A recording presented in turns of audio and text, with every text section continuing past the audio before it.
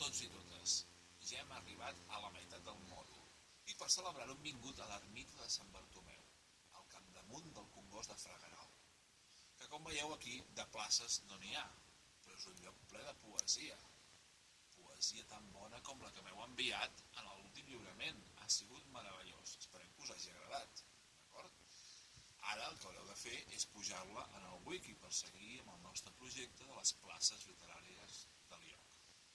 Però ha arribat el moment de començar la narrativa, les històries, els contes. Començareu llegint diverses versions de la Caputxeta Vermella i després les Mil i una nits i algun conte una mica picantó del Decameró. Després arribarà el moment de deixar volar la imaginació i pensar en algun personatge literari que hagués pogut passar per la vostra plaça. I a partir d'aquí, amb tota la creativitat que vulgueu, crear la vostra història. Fixeu-vos en aquell lloc que us acabem de mostrar.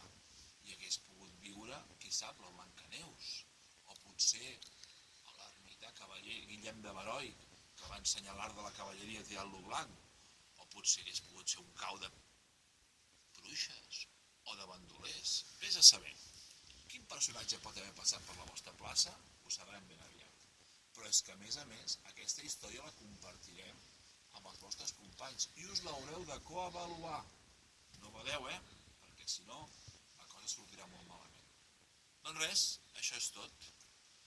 Comencem la narració.